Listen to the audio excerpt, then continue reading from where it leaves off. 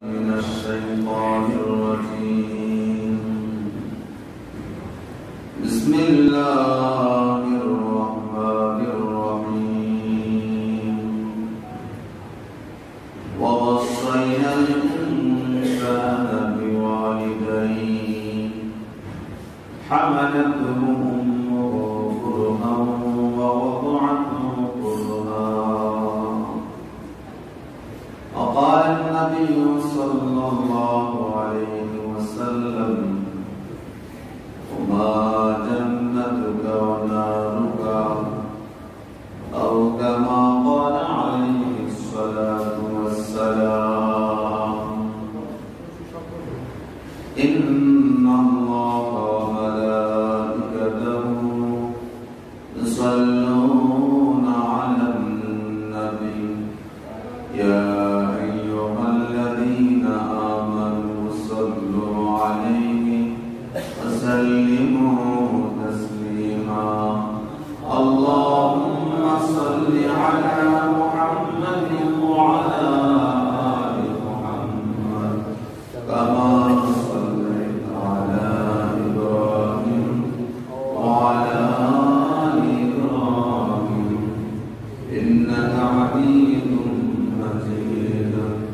اللهم بارك على محمد وعلى آل محمد كما باركت على إبراهيم وعلى آل إبراهيم إنك حميد مجيد. بلغ العلا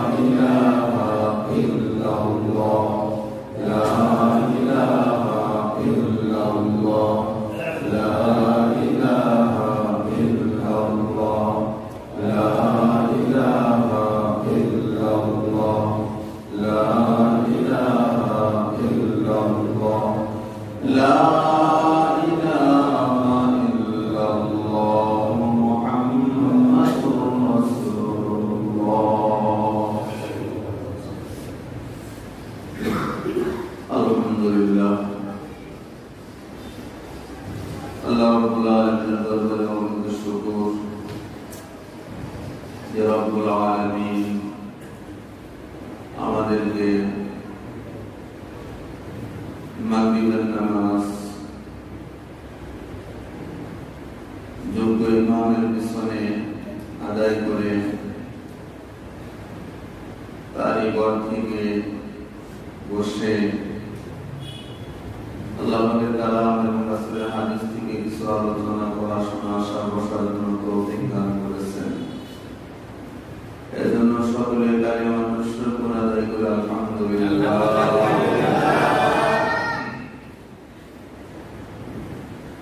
মুহতারাম হাজিরিন,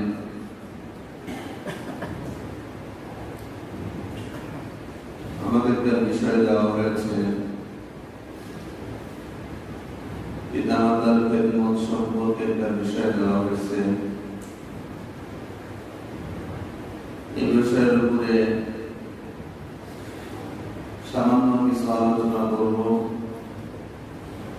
সাথে সাথে আল্লাহ পাকের কাছে দোয়া দরখাস্ত, আল্লাহ জাল্লা শাআনুহু আল্লাহ পাক যেন আমাদেরকে এই কথাগুলোর উপর আমল করবার জন্য তৌফিক দান করেন। আমিন। মুহতারাম হাজিরিন, হুজুর আকরাম সাল্লাল্লাহু আলাইহি ওয়াসাল্লাম এক জায়গায় বসে আছেন। হঠাৎ তিনি তার চাদরটা এক পাশে বিছিয়ে দিলেন। যেই পাশে বিছিয়ে দিলেন ওই চাদরের উপরে একজন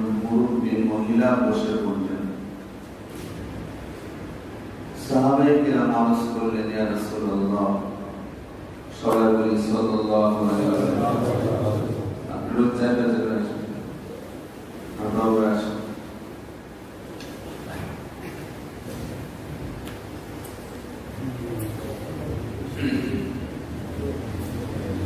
আবার কেউ মনে করেন না যে একজনের সাথে আরেকজন কাজ খাইলে করোনা হয়ে যাবে। হ্যাঁ, কি গন্ধ?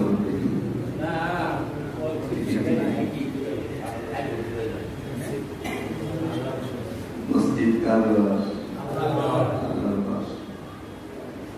এটা হলো গুনাহ মাফের জায়গা, উম্মতের জন্য বরকত নাযিল হওয়ার জায়গা, রহমত নাযিল হওয়ার জায়গা, বালা মুসিবত দূর হওয়ার জায়গা। এটা কিন্তু করোনা হওয়ার জায়গা না, করোনা হওয়ার জায়গা। হুজুর সাল্লাল্লাহু আলাইহি ওয়াসাল্লাম একটা হাদিসের মধ্যে বলছেন,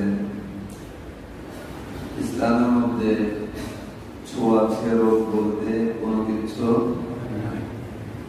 সংক্রামক ব্যাধি বলতে কোনো কিছু। কেউ যদি মনে করে নামাজে চাইতে চাইতে দাঁড়াইলে করোনা হবে, মুসাফা করলে করোনা হবে, মুআনাকা করলে করোনা হবে, পাগলেও বিশ্বাস করবে। পাগলেও বিশ্বাস করবে, কারণ যেটা হাদিসে নাই, কোরআনে নাই, আমাদের উপর চাপিয়ে দেওয়া হয়েছে। আমাদের উপর কি করা হয়েছে? চাপিয়ে দেওয়া হয়েছে। যে ব্যক্তি মনে করবে এটা ছোঁয়াচে রোগ, মুসাফা করলে করোনা হবে, মুআনাকা করলে করোনা হবে, তার ঈমান নাই। কি নাই? ঈমান। পাঁচজন মিলে নামাজ পড়লো, ছয়জন দাঁড়ালে করোনা হয়ে যাবে। পাঁচজন মিলে জানাজা শরীফ হইল, ছয়জন দাঁড়ালে করোনা হয়ে যাবে। আজীব এক তামাশা সারা পৃথিবীর মধ্যে শুরু হয়ে গেছে। এজন্য এ রোগটা এসে মানুষদেরকে দুই ভাগে বিভক্ত করে দিচ্ছে। এক দাজ্জালের অনুসারী হয়ে গেছে, আর একটা পাক্কা মুমিন হয়ে গেছে। পাক্কা মুমিন হয়ে গেছে। আমরা আলহামদুলিল্লাহ লকডাউনে নামাজ ছাড়ি নাই, ভবিষ্যতেও ছাড়ব না ইনশাআল্লাহ। আপনার দোকানে যদি আমি তালা মেরে দিই, আমার আপনি জমা দিবেন? আমার কথাগুলো বুঝতেছেন আপনার? আপনার দোকানে যদি আমি তালা মারি, অথবা আপনার বাসায় তালা মারলাম, আপনি কি আমাদের জমা দিবেন না মার দিবেন? আপনি কার ঘরে তালা মারলেন? কার ঘরে তালা মারছেন? রব তামাশা দেখছেন। রব কি করছেন? তামাশা দেখছেন। إنما يعمر مساجد الله من آمن بالله واليوم الآخر وأقام الصلاة وآتى الزكاة ولم يخش إلا الله فعسى أولئك أن يكونوا من المهتدين. الله رب العالمين বলেন, আমার ঘর আবার করবে তারা, পাঁচ গুণে গুণী যারা আমার ঘর আবার করবে তারা। নাম্বার 1, মান আমানা বিল্লাহ, আল্লাহকে বিশ্বাস করবে যারা, মসজিদ আবাদ করবে তারা। 2 নম্বর, ওয়াল ইয়াউমিল আখির, আখিরাতকে বিশ্বাস করবে যারা, মসজিদ আবাদ করবে। ওয়া আকামাস সালাম, নামাজ কায়েম করবে যারা, মসজিদ আবাদ করবে যারা। ওয়া আতাস যাকাত, যাকাত আদায় করবে যারা, মসজিদ আবাদ করবে তারা। ফাআসা উলাইকা আইয়াকুনু মিনাল মুহতাদিন। আল্লাহ পাক বলেন, এই 5 গুণে গুণান্বিত যারা হবে তাদেরকে আমি চির শান্তির নীল জান্নাতে পৌঁছায় দেব। আল্লামা ইবনে কাইয়্যিম জাওযী রাহমাতুল্লাহ আলাইহি বলেন, আচ্ছা এখান থেকে সৌদি আরব ৬০০০ কিলোমিটার, তাই না? কয় হাজার কিলোমিটার? যাইতে সময় লাগে ৬ ঘন্টা, ৬.৫ ঘন্টা, এই তো। আমেরিকা ২২-২৩ ঘন্টা রাস্তা। পুলসেরা কয় হাজার বছরের রাস্তা? ৩০,০০০ বছরের। ৬০০০ কিলোমিটার যাইতে যদি ৬ ঘন্টা ৬.৫ ঘন্টা লাগে, আমেরিকায় যাইতে যদি ২২-২৩ ঘন্টা লাগে, ৩০,০০০ বছরের রাস্তা পার হইতে কত সময় লাগবে? কিন্তু ভাবছি কখনো আমাদের সামনে কোথায় রাস্তাটা নাই? আছে, সবার সামনে আছে, মুরব্বীর সামনে আছে, বিরুদ্ধের সামনে আছে, যারা নাচানাচি করে তাদের সামনে আছে, আচ্ছা যারা মুসলমানদেরকে বিভ্রান্তির মধ্যে ফেলাচ্ছে তাদের সামনে আছে, আচ্ছা টুপি দাড়ি রাখলে জঙ্গি হয় এই কথা যারা বলে তাদের সামনে আছে, কতটা অকিটকি থাকলে জঙ্গি হবে, কতটা অবৈধ পিস্তল থাকলে জঙ্গি হবে, আর ফাজাইলে আমল রাখলে জঙ্গি হয়ে যায়, অবৈধ পিস্তল রাখলে জঙ্গি হয় না। তারা মুসলমান ছেলে হয়ে যায়, প্রজন্মের সূর্য সন্তান। এই জন্য মসজিদে আসার গতি তার মন, পুলসিরা পানি দেওয়ার গতি তার মন, সুবহানাল্লাহ। মসজিদে আসার গতি যার মন, পুলসিরা পানি দেওয়ার গতি তার মন। মসজিদে আসার গতি যার মন, শান্তি পাওয়ার গতি তার মন। মসজিদে আসার গতি যার মন, নিরাপত্তা পাওয়ার গতি তার মন। মসজিদে আসার গতি যার মন, আল্লাহর রহমত পাওয়ার গতি তার মন। কত মানুষ এখনো আছে এই রোগকে ভয় করে ওয়াক্তের নামাজে আসেই তো না, জুমা পর্যন্ত আসা বন্ধ করে দিচ্ছে। কি বলেন আপনি? জুমা পর্যন্ত আসা বন্ধ করে দিচ্ছে। অথচ হাদিসের মধ্যে রাসূল বলেন 3টা জুমা ওযুর ছাড়া যদি কেউ ছেড়ে দেয় তার নামটা মুনাফিকের খাতায় চলে যাবে। তার মুনাফিকের নাম। নবী আলাইহিস সালাম চাদরটা বিছিয়ে দিলেন, বৃদ্ধা নারী চাদরের উপর বসে বললেন, সাহাবায়ে কিরাম আরজ করতেছেন, ইয়া রাসূলুল্লাহ এই মহিলাটাকে আপনার বাবু যত্ন করতেছেন, মহিলাটা কে?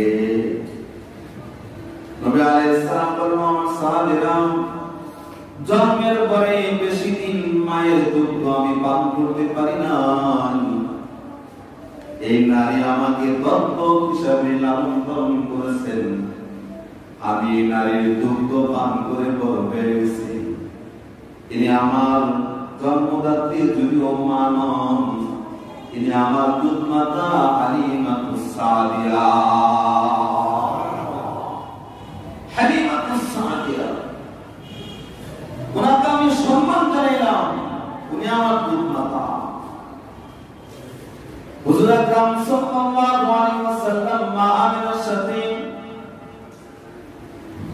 মদিনা থেকে মক্কা আসতেছেন। রাসূলের বয়স তখন 6 বছর। মক্কার আবওয়া নামক জায়গায় যখন পৌঁছলেন, মা আমিনা সন্তানকে বুকের উপর শোয়া বলতেছেন, ও আমার সন্তান তুমি আমার কোলে আসো। ছোট্ট বালক মুহাম্মদ মায়ের হৃদয় ছিঁড়া কথাগুলো বুঝতে পারলেন না, মার কোলে মাথাটা রাখছেন। মা বলতেছেন, কুল্লু হাইয়ুম মাইয়িতুন কুল্লু জাদীদুন মাওলাদুন।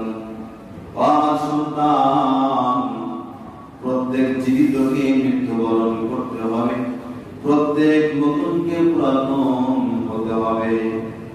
কথা তারা ইঙ্গিত দিয়েছেন মা বিনা দুনিয়া থেকে বিদায় নিয়ে চলে যাবেন।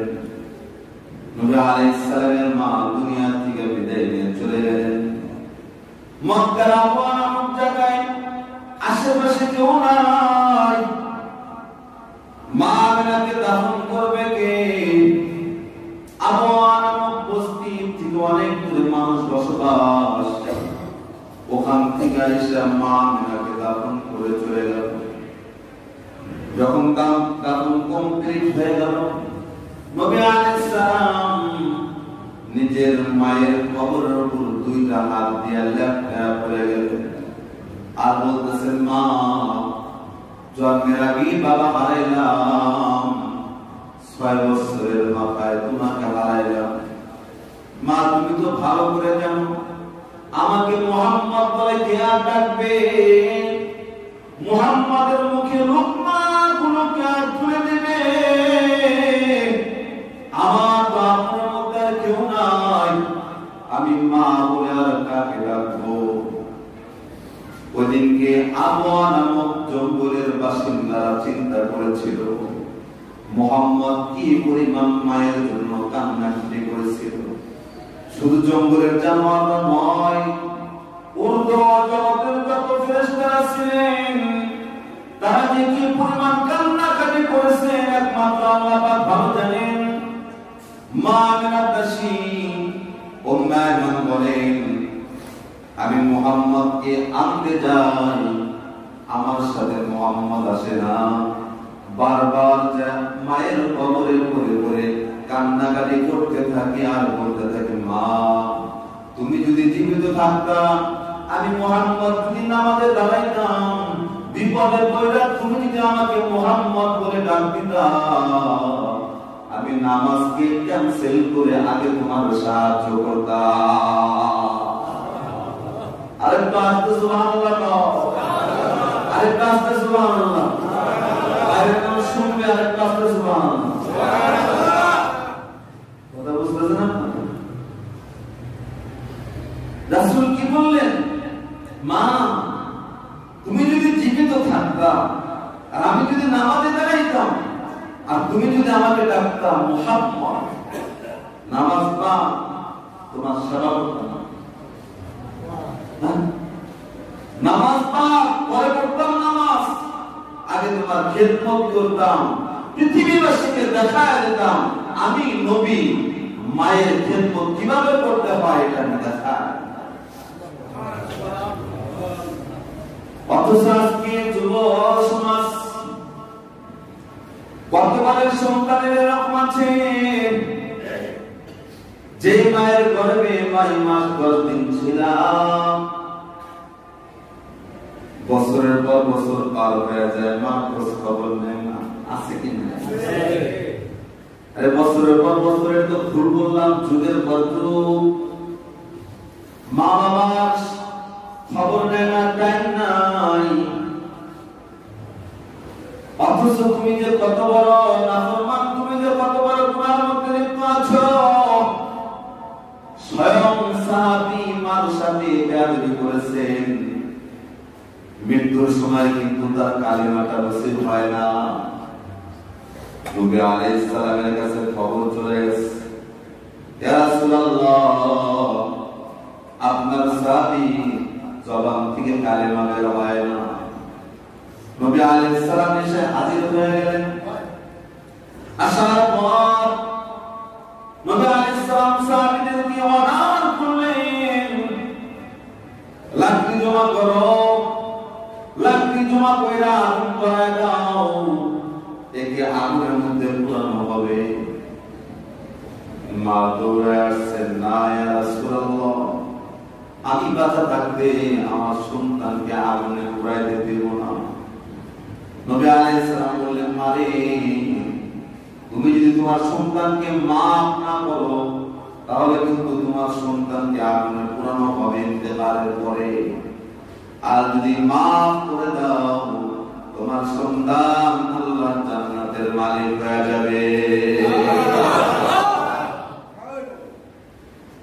তাহলে সাহাবী মার সাথে অপরাধ করেছেন, কালিমা তার বের হয় না।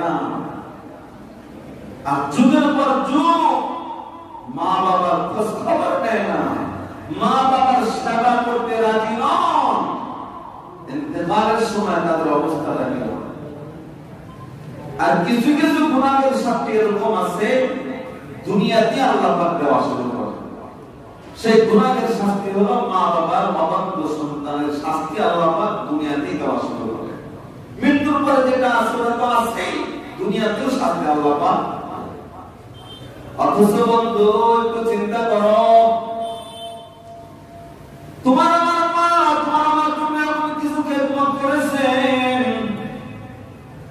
যে খেদমত গুলো দুনিয়ার অন্য কেউ করতে পারে না আর পারবেও না। জোরে বলেন পারে না আর পারবেও না।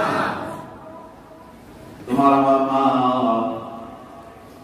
একদিন নয়, 2 দিন নয়, 1 মাস নয়, 2 মাস নয়, 9 মাস 10 দিন তোমাকে আমাকে গর্ভে ধারণ করেছে।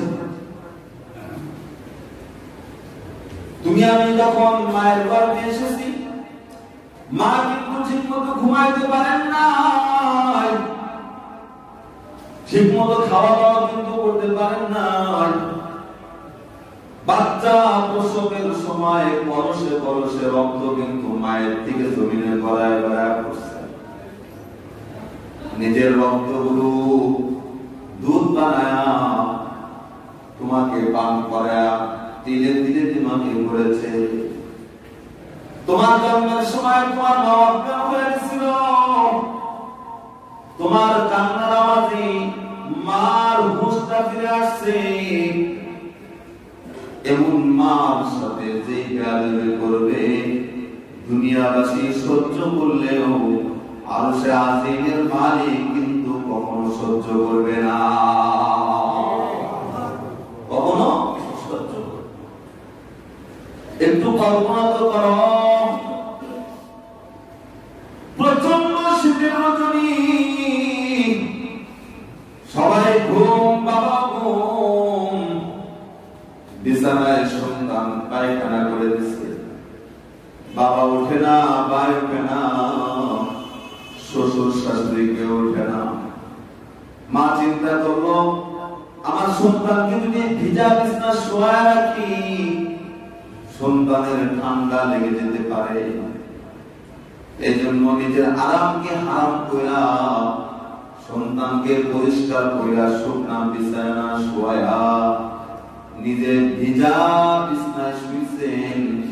আর মনে মনে আল্লাহর কাছে বলছেন, আল্লাহ আমার সন্তানকে কোন রোগ বালাই দিও না, প্রয়োজনে আমাকে দাও, আমার সন্তানকে তুমি হেফাজত করো।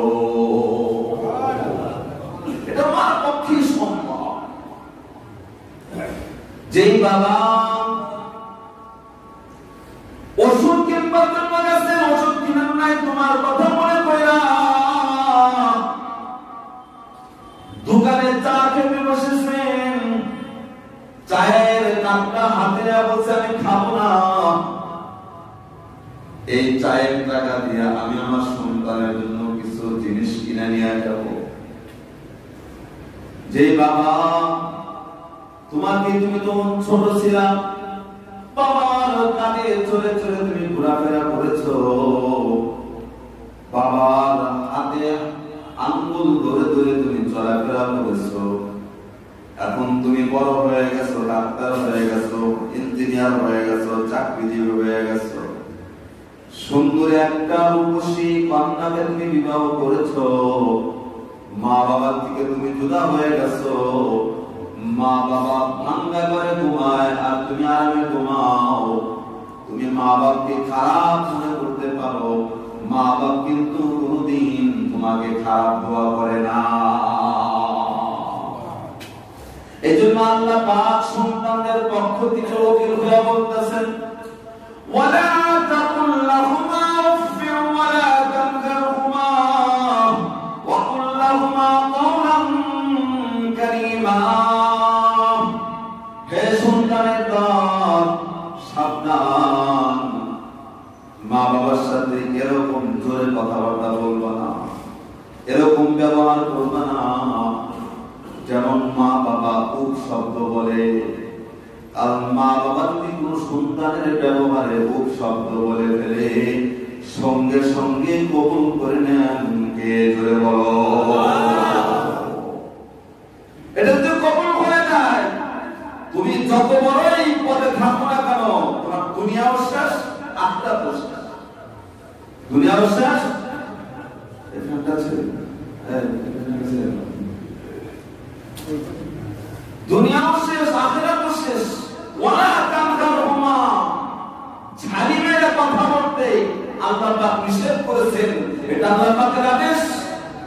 ওয়া কুল লাহুমা কওলান কারীমা, সুন্দর সুন্দর ভাষায় কথাবার্তা আল্লাহ পাক সন্তানদেরকে আদেশ করেছেন, মা বাবার সাথে সুন্দর ভাষায় কথা বলবা, আঙ্গুল তুলে মা বাবার সাথে কখনো কথাবার্তা বলবা। অথচ আজকে সম্পত্তির লোভে একজনকে একটু কম দিল, এই সন্তান মা বাবাকে বদদোয়া করেছে। কথা বুঝে না বললাম, এই সন্তান মা বাবাকে বদদোয়া দেয়, আল্লাহ ওদেরকে ধ্বংস করে দেয়। এই জন্য মা বাবা যারা পাগল, তারা কিন্তু আল্লাহর পাগল। কার পাগল?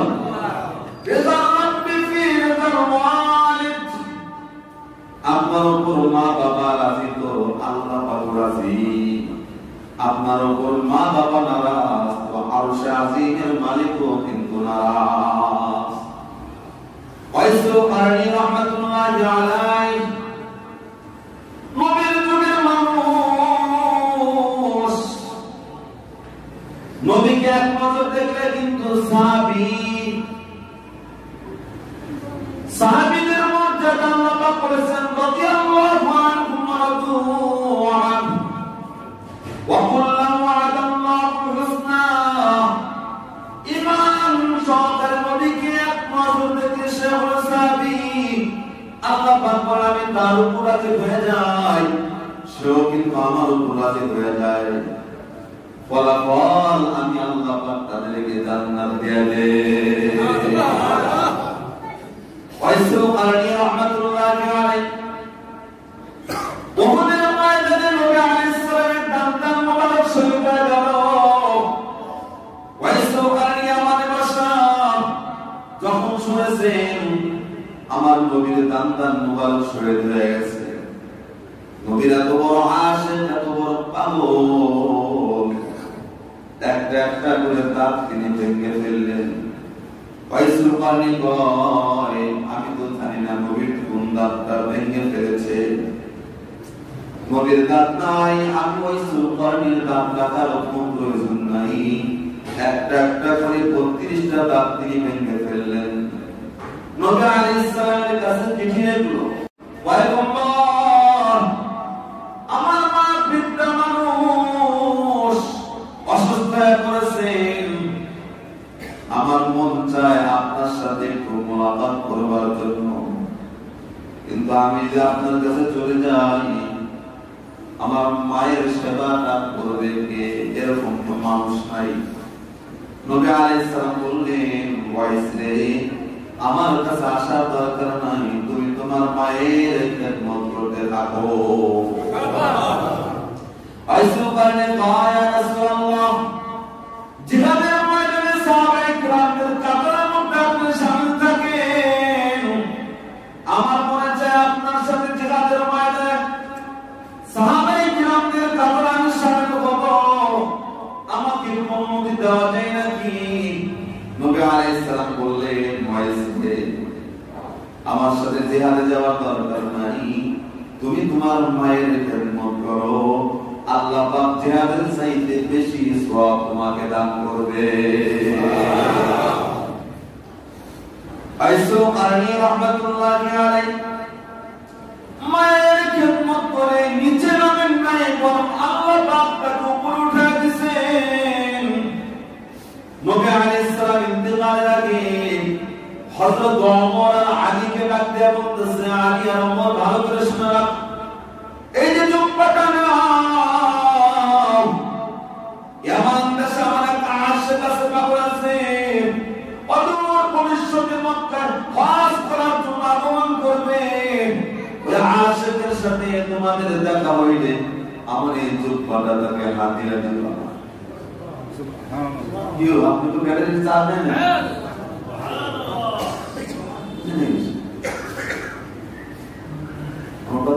বুঝতেছে না আসি নমস্কার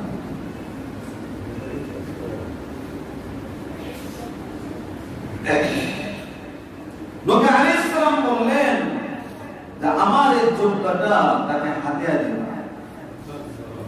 হাতিয়া দিয়ে কি করবা ওমর তোমার নিজের জন্য দোয়া চাইবা আলী তোমার নিজের জন্য দোয়া চাইবা আর তাকে বলবা আমার গুনাহগার উম্মতের জন্য একটু দোয়া করো সুবহানাল্লাহ নবী আলাইহিস সালাম হযরত আলী ও ওমরকে বলতেছেন দুজন জান্নাতি জুব্বা দেয়া বলতেছেন তাকে হাতিয়া দেয়া গুনাহগার উম্মতের জন্য দোয়া চাইবা সুবহানাল্লাহ মায়ের খেদমতের বরকত আল্লাহ পাক উপর উঠায় আছে নবী আলাইহিস সালামের কাছে এক যুবক আছে যুবক ইয়া রাসূলুল্লাহ আমার বাবা আমার সম্পত্তি সব নিয়ে গেছে এই জমানায় বুঝায় এরকম অভিযোগ মাতবরদের কাছে পড়ে না বুঝায় পড়ে পড়ে যুবক এসে রাসূলের কাছে বলতেছেন আমার সম্পদ আমার বাবা সব নিয়ে গেছে যাও তোমার বাবাকে ডেকে নিয়ে আস সঙ্গে সঙ্গে জিবরাইল আলাইহিস সালাম আগমন করেছে ইয়া রাসূলুল্লাহ সন্তানের বাবা আপনার কাছে আসার আগ পর্যন্ত রাস্তায় সে মনে মনে কি কথাগুলো বলবে যেগুলো তার কানে শুনবে না ওই বাবা যখন আপনার দরবার আসবে মেহেরবানি করে আপনি একটু তাকে জিজ্ঞাসা করবেন মনে মনে কি বলছিল বাবা যখন আগমন করলেন আগমন করার পর নবী আলাইহিস সালাম বলতেছেন হে যুবকের বাবা রাস্তায় আসার সময় মনে মনে কি বলছিলা যেগুলো তোমার কানেও তুমি শোনো নাই লোকটি বলতেছে ইয়া রাসূলুল্লাহ যেই কথাগুলো আমি আমার নিজ কানে শুনি নাই আপনি শুনলেন কেমনে যে মালিক শুনছেন ওই মালিক বার্তা বাহক আমার কাছে পাঠিয়ে দিয়েছে যুবকের বাবা এবার বলতেছে ইয়া রাসূলুল্লাহ আপনি একটু জিজ্ঞাসা করুন তো ও যখন অসহায় ছিল আমার পকেটটা কিন্তু আর পকেট বানায় দিছিলাম ওই যখন অসহায় ছিল ও না খাইলে কিন্তু আমি খাইতাম না ও না ঘুমাইলে আমি কিন্তু ঘুমাইতাম না এখন সে বড় হয়ে গেছে টাকা পয়সার মালিক হয়ে গেছে এখন সে আমার নামে আপনার কাছে অভিযোগ করে ইয়া রাসূলুল্লাহ দুঃখের কথা কার কাছে বলবো বিচারটা আপনি করেন নবী আলাইহিস সালাম যুবককে ডাক দিয়ে বলতেন যুবক বহুত বড় অন্যায় করে ফেলেছো আনতা মালুকা লিয়াবিকা শুধু তোমার সম্পদ তোমার বাবার না তুমিও কিন্তু তোমার বাবার সম্পদ সুবহানাল্লাহ সন্তানের সম্পদের মধ্যে মা বাবা যে কোনো ব্যবহার ইস্তেমাল করতে পারে এতে সন্তানের কোনো অভিযোগ থাকার কোনো কথা অবসাইনা ইনসানা বিওয়ালিদাইহি হামালাতুহু উম্মুহু কুরহা ওয়া ওয়াদাআতুহু কুরহা এখানে যারা আপনারা আছেন অনেকের মা বাবা দুনিয়ার মধ্যে নাই ইতিহাস আসে মা কি ইচ্ছা করলে একটা নতুন কাপড় আপনারা দিতে পারবেন না বাবাকে একটা নতুন লুঙ্গি কিন্তু কিনা দিতে পারবেন না নবী আলাইহিস সালাম সরে শুনে গেছেন যাদের মা নাই মার বোন তোমার খালা আছে খালার সেবা যত্ন করো তোমার মা কবরে শান্তি পাবে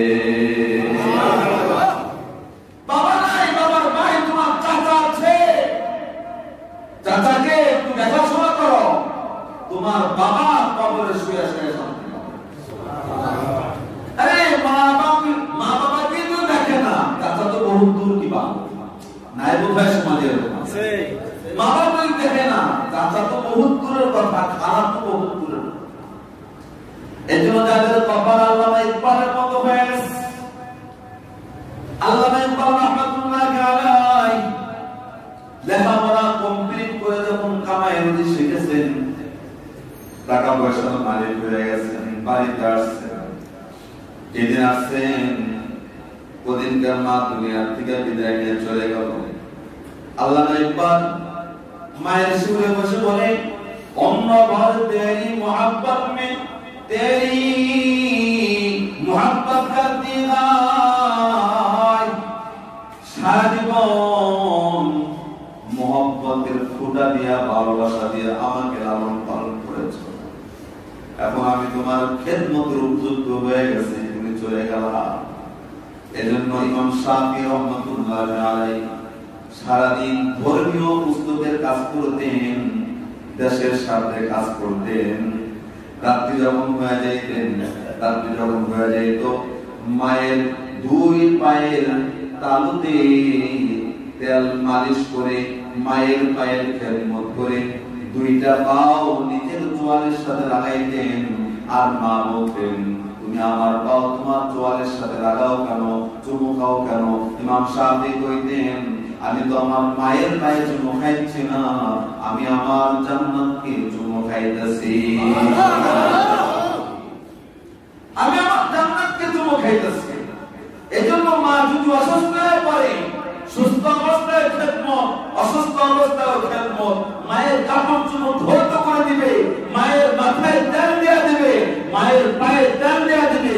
কি কি লাগবে বারবার জিজ্ঞাসা করবে, মা তোমার কি লাগবে, মা তোমার কি লাগবে, বাবা তোমার কি লাগবে, বাবা তোমার কি লাগবে, মা তোমার কি লাগবে।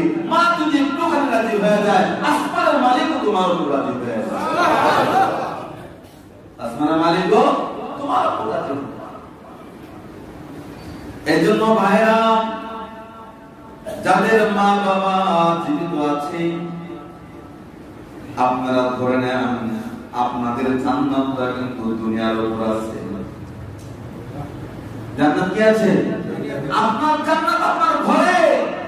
যাদের মা বাবা জীবিত আছে তাদের জান্নাত তাদের ঘরে, তাদের সেবা করে নিজের উপর জান্নাতকে ওয়াজিব করে নেওয়া। নবী আলাইহিস সালাম বলেছেন, হুমা জান্নাতুকা ওয়া নারুকা, এই দুইজন তোমার জান্নাত অথবা জাহান্নাম। খেদমত করে সন্তুষ্ট করতে পারলে জান্নাত পাইবা, আর যদি খেদমত না করে তাদের বিরুদ্ধে ষড়যন্ত্র করো তাহলে কিন্তু জাহান্নাম। তাহলে কি? এইজন্য আমার ভাইরা, নবী আলাইহিস সালাম বলেছেন, আমার উম্মত অত্যন্ত কপালওয়ালা উম্মত, এরা গুনাহগার হয়ে কবরে যায়, নেককার হয়ে তারা হাসরের ময়দানে উঠবে। গুনাহগার হয়ে কবরে গেল, নেককার হয়ে হাসরের ময়দানে উঠবে। সাহাবায়ে কিরাম জিজ্ঞাসা করলেন, ইয়া রাসূলুল্লাহ, এটা তো বুঝতাম না। শোনো, যিনি চলে গেছেন তার যত জীবিত মানুষ আছে তারা তার জন্য দোয়া পাঠায়, সওয়াব রেজানি করে, এইজন্য আল্লাহ পাক তার গুনাহগুলো মাফ করে দেন। সুবহানাল্লাহ। গুনাহ কি করে দেন? শায়েখ জাকারিয়া রাহমাতুল্লাহি আলাইহি কত বড় আলেম, হিজরত করে তিনি মুহাজির মদিনা হয়েছেন। জান্নাতুল বাকিতে তিনি আজ পর্যন্ত শুয়ে আছেন। মসজিদে নববীতে তিনি হাদিস পড়াইছেন। হাসরের ময়দানে সাহাবায়ে কিরামদের কাতারের সাথে তিনি দাঁড়ায় যাবেন। সুবহানাল্লাহ। শায়েখ জাকারিয়া ঘটনা ওয়াকিয়া নকল করেন। আল্লাহর এক বন্ধু কবরস্থানে বাদ দিয়ে যায়, যাওয়ার সময় কবর জিয়ারত করে সূরা ইয়াসিন, সূরা ইখলাস, সূরা ফালাক, সূরা নাস, সূরা ফাতিহা, দুরূদ শরীফ ইস্তেগফার পাঠ করে মুর্দাগানদের জন্য সওয়াব পাঠিয়ে দিল।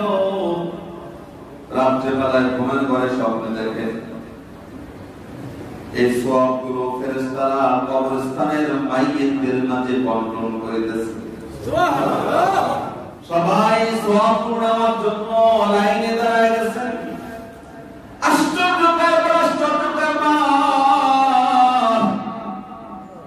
একজন মহিলা সওয়াব নেওয়ার জন্য লাইনে দাঁড়ায় না।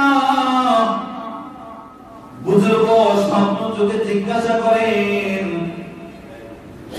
সওয়াব নেওয়ার জন্য লাইনে দাঁড়াইলো, আপনি কেন লাইনে দাঁড়ান না? ভাই সওয়াবের আমার দরকার নাই। দুনিয়ার মধ্যে আমি একজন নেককার সন্তান হয়ে আসছি, প্রতিদিন কোরআন পাঠ করে করে আমার জন্য সওয়াব পাঠায় দেয়। আরে পাঁচটা সুবহানাল্লাহ। এইজন্য নেককার সন্তান সম্পদ। আজকে খারায় খারায় মধ্যে কথা বুঝে না। আপনাদের সমাজে নাই কোথায় আছে? খারায় মতো না নাই কোথায় আছে? হাফ প্যান্ট পরে যুবক মানুষ নাই আছে? দাড়িতে এমন কাটতে করতে সেটিংমেন্ট করে রাখে নাই আছে? তামাশা, এগুলো কি তামাশা? মালিক তামাশা দেখতেছে, কাউকে তামাশা করো। তুমি কারো কার জন্য আর তোমার জন্য কাজে কি? তুমি পাগল কার জন্য আর তোমার জন্য পাগল কিন্তু ভাইবো। আজকে রাত্রে যখন শুইবা একটু ভাইবো, তোমার জন্য কে কাঁদে আর তুমি কার জন্য কাঁদো, তোমার জন্য কে পাগল আর তুমি কার জন্য পাগল, একটু ভাইবো। যে আল্লাহকে চেনে না তার আদর্শ তোমার আদর্শ হতে পারে না। জোরে বলো ঠিক কিনা? যে রাসূলকে চেনে না তার আদর্শ বা মুসলমানের আদর্শ কেমন হয়? যে পোশাক ইহুদিদের সাথে মিল, ওই পোশাক মুসলমানদের জন্য বৈধ নয়। তোমাকে কে বলেছে মাথার চুল চারদিকে গাইটার মাঝখানে পাহাড় বানায় রাখতে? কে বলেছে তোমাকে? কোথা থেকে পেয়েছো এই গাড়ি? আমার রাসূলের গাড়ি এরকম ছিল না, যার নির্দেশনা মাঝখানো শোনা। এই যে একটু ভাইবো, কার বিরুদ্ধাচরণ করতেছে একটু ভাইবো। তিনি যদি ইচ্ছা করতেন প্রতিদিন সকাল বিকাল পোলাও কুরমা দিয়া তিনি খাইতে পারতেন, তা না করে অনাহার অপ্রহারে জীবনটা কাটায় গেছেন। কেন? তোমার আমার জন্য। তিনি যদি ইচ্ছা করতেন ঘোড়াকে আরোহণ করতে পারতেন, চলাফেরা করতে পারতেন। ঘোড়াকে চলেন নাই, চলেছেন গাধার উপর সাওয়ার হয়েছেন। কেন? তোমার আমার মতো জালেমদের জন্য। তিনি যদি ইচ্ছা করতে পারতেন সকালে এক জোড়া পোশাক, দুপুরে আর এক জোড়া পোশাক, রাত্রে আর এক জোড়া পোশাক, না না এটা ভুল বলছি, সকালে এক জোড়া পোশাক, 1 ঘন্টা পরে আর এক জোড়া, 1 ঘন্টা পরে আর এক জোড়া, তারপরে আর এক জোড়া, তারপরে আর এক জোড়া, যখন মনে চাইতো নতুন নতুন কাপড় তিনি পরতে পারতেন। তা না করে সিজন পার করেছেন একটা পোশাক দিয়ে। সুবহানাল্লাহ। কেন? তোমার আমার জালেমের জন্য। কষ্ট দিয়েছে আপনাদের? না। শেষ করে দিন। না। হযরত বিলাল আসেন, বিলাল ইয়া রাসূলুল্লাহ আযান দিয়েছি, আপনি কি নামাজ পড়াবেন না?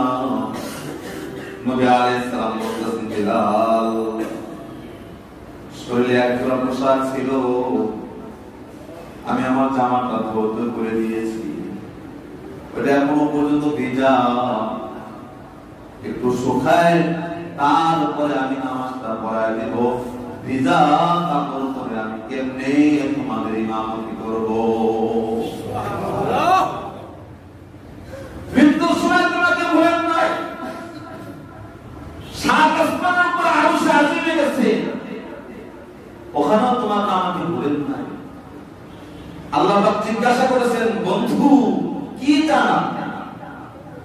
নবী আলাইহিস সালাম বলছেন, আল্লাহ আল্লাহ কিনা আসালুকা বিনতে ফাতেমা, আপনার কাছে আমি ফাতেমাকে চাওয়ার জন্য আসি নাই। ওয়ালা আসালুকা আম্মি, আমি আমার চাচাকে চাওয়ার জন্য আসি নাই।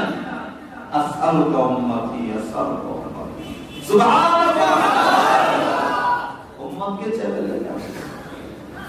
নবী আলাইহিস সালাম, আল্লাহ আনতা রব্বুল কারীম ওয়া আনা নবিয়্যুর রহিম, আপনি তো রব্বে কারীম, আমি নবী রহিম, এই দুইয়ের মাঝখানে আমার উম্মত তো ধ্বংস হয়ে যাবে, এটা আমি কিভাবে মেনে নেব? কিভাবে মেনে নেব? চলে যেতেছে অন্যদিকে। এজন্যই তো আজকে তোমরা যার জন্য পাগল হয়ে গেছো যুবক, মাথার চুল ওদের দেখে দেখে কাটো, পোশাকটা ওদের দেখে দেখে বানাও। শোনো, হাসরের ময়দানে সে কিন্তু তোমার হাত ধরবে না। হাসরের ময়দানে সে হাত তুলবে না। নবী আলাইহিস সালামকে উঠানোর জন্য আল্লাহ পাক জিবরাইল, মিকাইল, ইসরাফিল, আজরাইলকে পাঠিয়ে দিবে, চার বড় হাস্তিকে পাঠিয়ে দিবে, যাও আমার নবীকে নিয়ে আসো। জিবরাইল, মিকাইল, ইসরাফিল, আজরাইল চার হাস্তি আসবে, জান্নাতে যাবে, পোশাক নিয়ে আসবে, বুরাক নিয়ে আসবে। আল্লাহর কাছে বলবো, আল্লাহ সব তো চাকিয়াল ময়দান, রাসূলের রওজা কোথায় আমরা তো জানি না। আল্লাহ পাক বলবেন, ও জিবরাইল, মিকাইল যাও অমুক জায়গায়, দেখবা যে জমিন থেকে নূর উপরে উঠতেছে, ওটাই আমার রাসূলের রওজা। সুবহানাল্লাহ, ওটাই আমার রাসূলের রওজা। একবার করে ওটাই আমার রাসূলের রওজা। যখন চারজন কাছে যাইবেন, আজরাইল বলবে, জিবরাইল আলাইহিস সালাম বলবেন, আজরাইল রাসূলকে উঠাও, কারণ আমার পক্ষে সম্ভব না। মিকাইলকে বলবো, উঠাও, আমার পক্ষে সম্ভব না। ইসরাফিলকে বলবো, উঠাও, আমার পক্ষে সম্ভব না। তিন বড় বড় হাস্তি জিবরাইলকে বলবে, ভাই জিবরাইল, আপনার সাথে রাসূলের সাথে একটা ভালো সম্পর্ক আছে।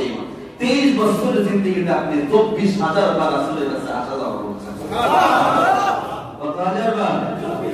24,000 বার রাসূলের কাছে আসা যাওয়া করেছেন। জিবরাইল, আপনি ছাড়া আজকে আর এই কাজ কেউ করতে পারবে না। জিবরাইল বলবেন, ইয়া রাসূলুল্লাহ, আল্লাহর হুকুমে আপনি উঠে যান।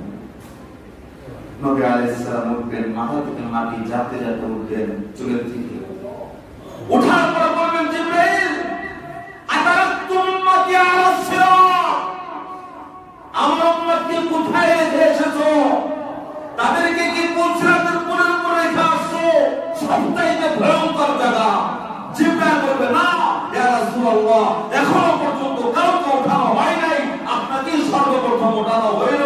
নবী আলাইহিস সালামকে রেশমি পোশাক পরানো হবে, বুরাকের উপর যখন উঠতে যাবে, বুরাক নাড়াচাড়া করবে। জিবরাইল বলবে, নাড়াচাড়া করতেছো কেন? বুরাক তখন বলবে, আমার উপর নবী ছাড়া কেউ আরোহণ করবে না। জিবরাইল বলবে, শোনো হে বুরাক, তোমার সামনে যিনি দাঁড়িয়ে আছেন উনি বিশ্ব নবী ছাড়া আর কেউ নয়।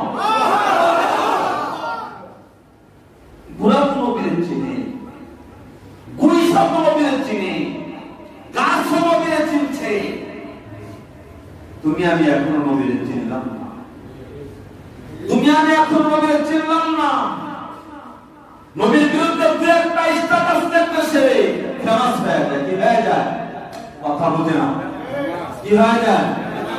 ফেমাস ছাড়া পচা মাছ হয়, পচা মাছ, পচা মাছ। নবীর বিরুদ্ধে যেই কথা বলবে, ইসলামের বিরুদ্ধে যেই কথা বলবে, ধ্বংসের পূর্ব লক্ষ্য। ধ্বংসের কি? এই জন্য ফ্রান্স অপেক্ষায় কি থাকো, অপেক্ষায় থাকো। কার ছবি নিয়ে গান মুক্তি করেছে, কার ছবি নিয়ে গান মুক্তি করেছে, অপেক্ষায় থাকো। রাসূলের সাথে যেই বেয়াদবি করছে, আল্লাহ পাক তার ঘাড়কে মটকায় আছে। ঠিক ঠিক, তার গান কি করছে?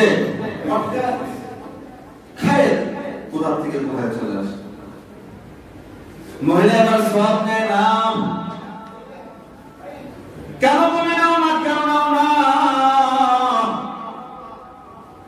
আমার একজন নেককার সন্তান আছে, প্রতিদিন কোরআন পড়ে পড়ে আমার জন্য সওয়াব পাঠায় দেয়। এবার আল্লাহকে কয়, মা তোমার এই সন্তানের নাম কি, তোমার স্বামীর নাম কি, তোমার এলাকা কোন জায়গায়, তোমার সন্তানের দোকানটা কোন জায়গায়, যে দোকানের ক্যাশে বসে বসে কোরআন পড়ে। আমার স্বামীর নাম অমুক, আমার এলাকা অমুক জায়গায়, অমুক বাজারে আমার সন্তানের দোকান। স্বপ্ন যুগে এই কথাগুলো শুনি না, স্বপ্ন ঘুম ভেঙে গেল, ফজরের নামাজ পড়ে যায়। এবার আল্লাহ নবী স্বপ্নের বিবরণ অনুযায়ী অমুক এলাকায় চলে গেলেন। যাওয়ার পরে, দোকানে যাওয়ার পরে সন্তানকে জিজ্ঞাসা করে, সন্তানের মাথায় টুপি, মুখে চাপদারি, মাথায় পাগড়ি, পরনে সুন্নতি পোশাক, গ্যাসের সামনে একটা কোরআন রাখা, কোরআন পড়তেছে। বাবা রে তোমার নাম কি? তোমার বাবার নাম কি? অমুক। তোমার এলাকার নাম কি? অমুক। গত কয়েকদিন আগে তোমার মা দুনিয়া থেকে চলে গেছে নাকি? হ্যাঁ, আমার মা চলে গেছে। দেখেন না, কোরআন পড়ে পড়ে মা রূপের উপর সওয়াব পড়ে। এবার আল্লাহ বলেন, সন্তানকে বুকে টাইনে নিয়ে বলতেছে, বাজান রে, বেশি বেশি করে কোরআন পড়ে মার কবরে সওয়াব পাঠাবি। তোর মা কিন্তু আল্লাহর রহমতে তোর কারণে অনেক শান্তিতে আছে। এর কিছুদিন পর আল্লাহ ওলি কবর জিয়ারত কইরা সওয়াব পুরো বক্সা রাত্রিবেলায় ঘুমায় আছেন। স্বপ্ন যুগে দেখেন সওয়াব পুরো ফেরেশতারা বন্টন করিতেছে। এবার ভিন্ন চিত্র হয়ে গেল। আগের বার তো মহিলার সওয়াব নেওয়ার জন্য লাইনে দাঁড়ায় নাই, এবার মহিলার সওয়াব নেওয়ার জন্য লাইনে দাঁড়ায় গেছে। কেউ আগে সওয়াব নিলা না, এখন নাও কেন? আল্লাহ বললেন, মহিলাটা স্বপ্ন যুগে বলতেছে, ও আল্লাহর ওলি, এতদিন সন্তান জীবিত ছিল, আমার জন্য সওয়াব পাঠাইছে।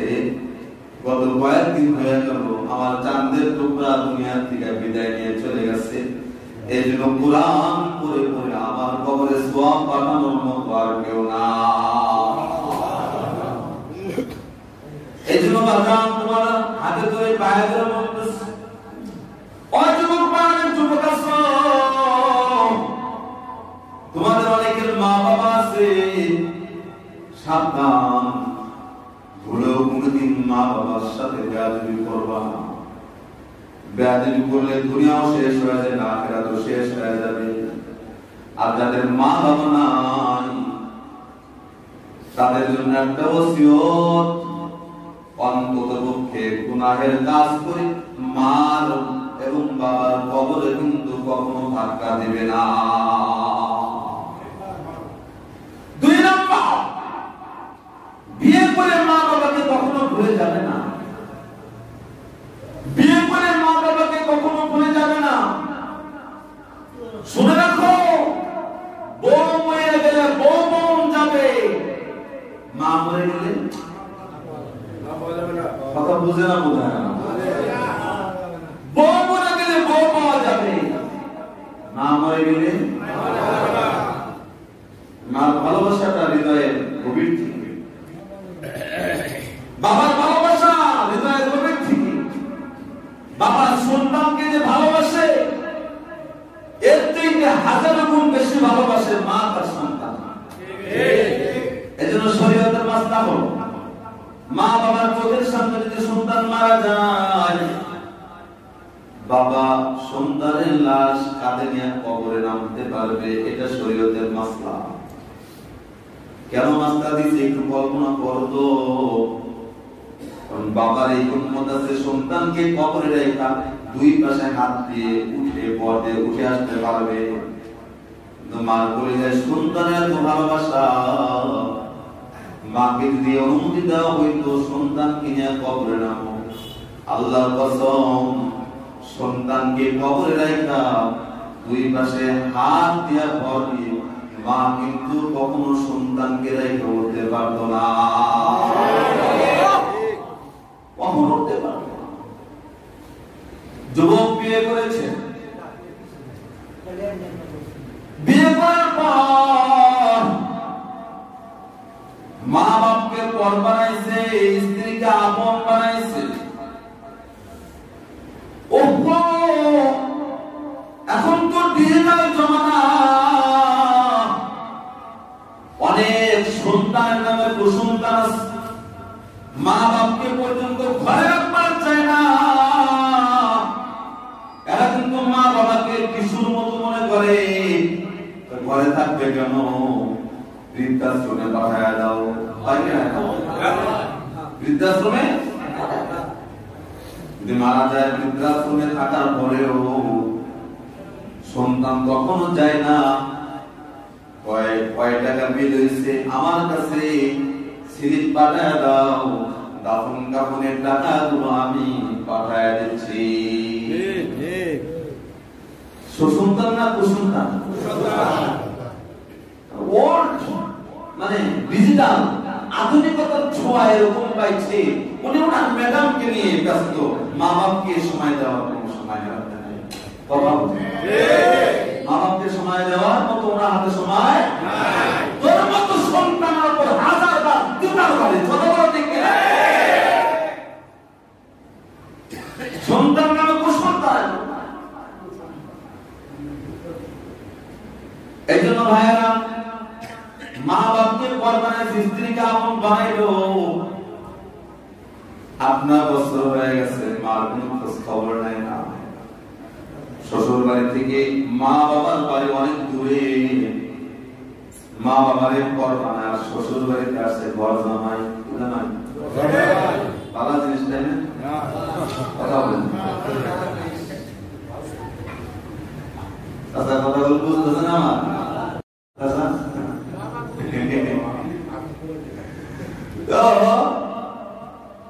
মা বাবার ঘর জামাই, কি জামাই?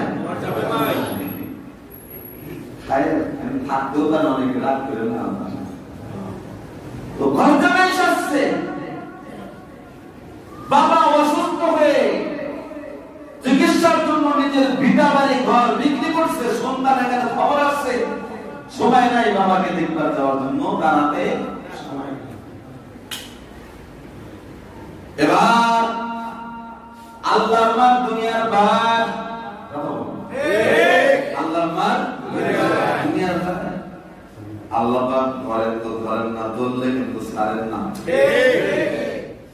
এখন কবে যে কেমনে ধরে দেখলাম না, গাড়িতে গাড়িতে টক্কর লাগায় আল্লাহ পাক ধরতে পারে। কি বেশি কিছু না তো, একসাথে কত ঘটনা আমরা ঘটে না। চাকা পায়ের উপর চাকা উঠে যায়, রিক্সার চাকা উঠে যায়, কি করলি? আর মামলা শেষ। গাড়িতে গাড়িতে টক্কর লাগছে, তার মানে হলো মালিকের ধরার সময় এসে পড়ছে।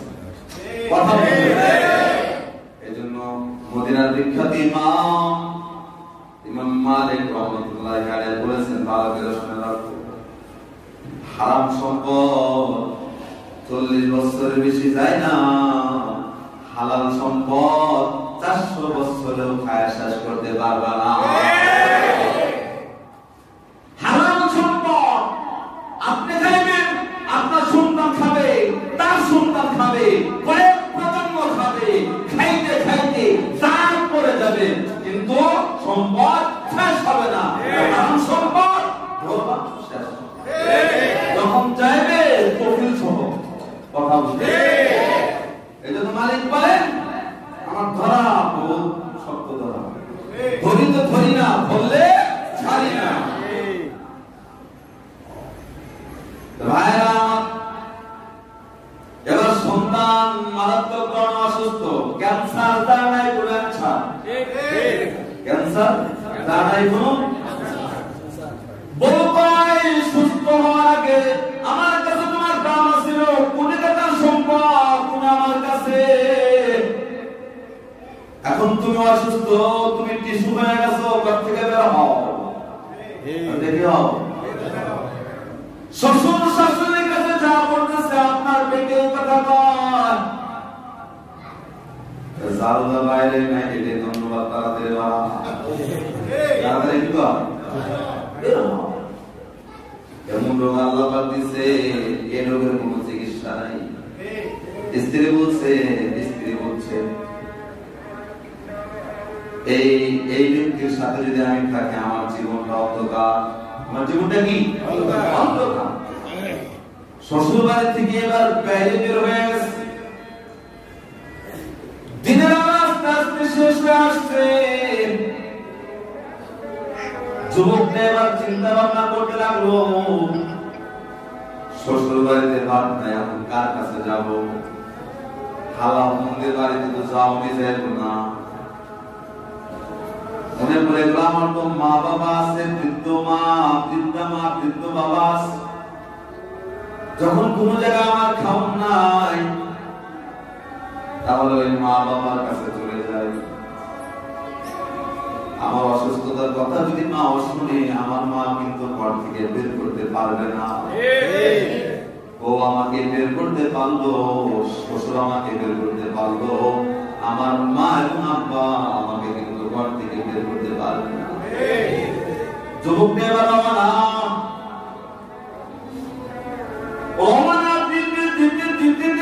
নিজের বাড়িতে পৌঁছে গেছে। ভিটার মধ্যে ঘর নাই, আঙ্গুরের বাগান, কৃষক কাজ করে আঙ্গুরের ডালপালাগুলো ছাড়তেছে। যুবকটা যখন এখানে একটা বাড়ি ঘর ছিল, ওই যে ঘর, কৃষক এবার বলতেছে, ভাইজান এই ঘরের যে মালিক তিনি অসুস্থ হয়ে ঘর বাড়ি মিটা বাড়ি বিক্রি করে চিকিৎসা করেছেন, ভালো হয় নাই, মারা গেছে। তার একজন বিবি আছে, সে ওই ঝুপড়ির মধ্যে বসবাস করে, দিনভর ভিক্ষা করে। শুনেছি তার একজন সন্তান আছে, বিয়ে করে শ্বশুর বাড়িতে ঘর জামাই হয়ে গেছে। বাবা মারা গেছে, সন্তান বাবাকে দেখবার আসে নাই। ওই সন্তানকে যদি আমি পাইতাম, কাছে দিয়ে আঙ্গুর গাছের ডাল কাটার পরিবর্তে সন্তানের হাত দুইটা কেটে আমি টুকরা টুকরা করতাম। নিজের কানে বছর শুনছেন, শোনার পর বলতেছেন, ঈশ্বর ভাই ওই বৃদ্ধা মহিলাটা কোন জায়গায় বসবাস করে একটু বলতে পারবা? ওই সারাদিন ভিক্ষা করেন, রাত্রি হলে ঝুপড়ির মধ্যে তিনি বসবাস করেন, একটু অপেক্ষা কর পাইবা। সন্ধ্যা যখন ঘনিয়ে আসলো, যুবকটা আস্তে আস্তে ঝুপড়ির দরজার সামনে দাঁড়ায় গেছে। মাগরিবের নামাজ কত হয়ে গেল, ইশারের নামাজ কত হয়ে গেল। বৃদ্ধা নারী এবার রাত্রে খাওয়া দাওয়া করে জায়নামাজে দাঁড়ায় গেছে আর বলতেছে, আল্লাহ স্বামী অসুস্থ হয়ে দুনিয়ার থেকে বিদায় নিয়ে চলে গেল, আমার একজন সন্তান আছে, তার বাবার কবরে সে এক মুষ্টি মাটি পর্যন্ত দিতে পারে না। আল্লাহ বৃদ্ধাকার তুমি আমাকে বিধবা বানাইলা, সহায় সম্পত্তি আমার সব শেষ হয়ে গেল, ভিক্ষা করে আমার খেতে হয়, সন্তানের বিরোধের বেদনায় কাঁদতে কাঁদতে আমার দুইটা চোখ বন্ধ হয়ে গেছে। আল্লাহ বৃদ্ধাকালে তোমার কাছে একটা আবেদন জানাই, আল্লাহ আমার যখন ইন্তেকাল হয়ে যাবে, আমার আত্মীয় স্বজন কেউ নাই সন্তান ছাড়া, আল্লাহ রে তোমার কাছে একটা দরখাস্ত, আজকে যদি আমার সন্তান আমার কাছে থাকতো, এই সন্তান আমাকে দাফন কাফনের ব্যবস্থা করতো, আমার রাস্তা নিয়ে কবরে রাখতো। আল্লাহ সন্তান আমার কাছে নাই, বিলকুল ধরে করে আমাকে কবর নামাবে। আল্লাহ তোমার কাছে শেষ বয়সে একটা দরখাস্ত, আমার সন্তান যতই খারাপ হোক, আল্লাহ আমার সন্তানকে আমার দরজায় ফেরত দেওয়া দাও, অন্তত পক্ষে আমি মারা যাওয়ার পরে ওর মাটি যেন আমার নসিব হয়ে যায়। সন্তান এবার বলতেছে, মা তুমি যার জন্য কান্নাকাটি করতেছ, যে সন্তানের জন্য তোমার পক্ষে আমি তোমাকে বারবার কষ্টের পর কষ্ট তোমাকে দিয়েছি, মা আল্লাহর কাছে আবেদন করেছো, সম্ভবত মালিক তোমার দোয়াটা কবুল করেছে। মা আমি তোমার হতভাগা সন্তান তোমার দরজায় দাও। দরজাটা যখন খুলে দিয়েছে, মা অন্ধ, দুই হাতটা বাড়ায় দিয়ে বলতে, সন্তান আমার বুকে আয়। আজকে ৬-৭-৮ বছর ধরে মা বলে একটা ডাক্তার মুক্তি আমি শুনতে পারি না, এক নজর করে এমন চায় চোখের পাওয়া কিন্তু নাই, আয় আমার বুকে আমার দোয়াটা কবুল করেছে। তোকে আমি আর কিচ্ছু করতে পারবো না, আমার মায়াবী দুইটা ঠোঁট দিয়ে তোমাকে আমি চুমো খাবো। আর সন্তান, আমি মারা গেলে আমার কবরে তুমি মাটি দিবা, আল্লাহর কাছে আবেদন করেছিলাম, আমার মালিক বুধ হয় দোয়াটা কবুল করে নিয়েছেন। তুমি যা বেয়াদবি করেছো, আজকে আমার কোলে হারানো সন্তান ফিরে আসছো, আমি তোমার সব অন্যায় অপরাধ মাফ করে দিলাম।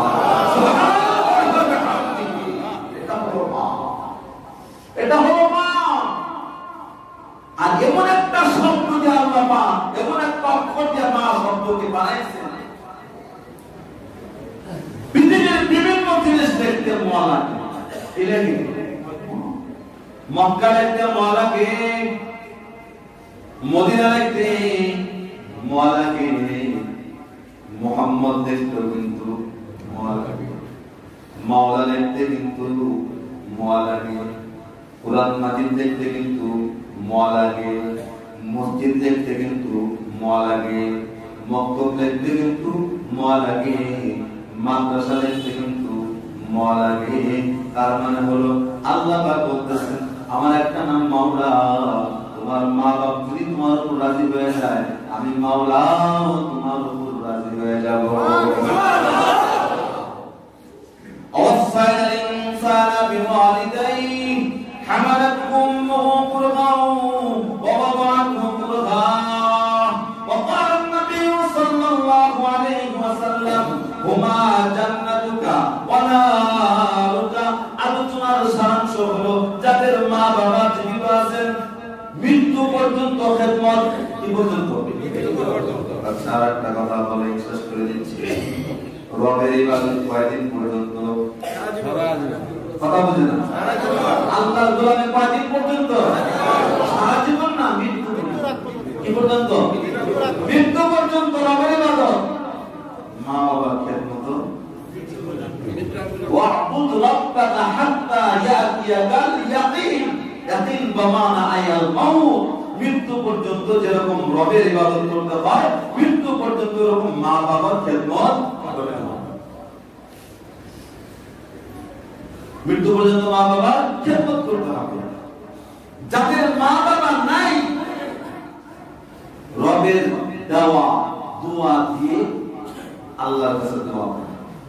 রব শিখায় দিয়েছে, রব্বির রাহমুমা কামা রাব্বায়ানি সাগীরা। জীবিত মৃত্যু দুজনের জন্য, জীবিত মৃত্যু দুজনের জন্য। এইজন্য মুহতারাম হাজিরিন, আলোচনা শেষ। যাদের মা বাবা আছে কদর করবেন, আপনার জান্নাত দুনিয়ার উপরে আছে। আর যাদের মা বাবা নাই, তাদের জন্য বেশি বেশি করে নেক আমল করে সওয়াব পাঠাবো ইনশাআল্লাহ।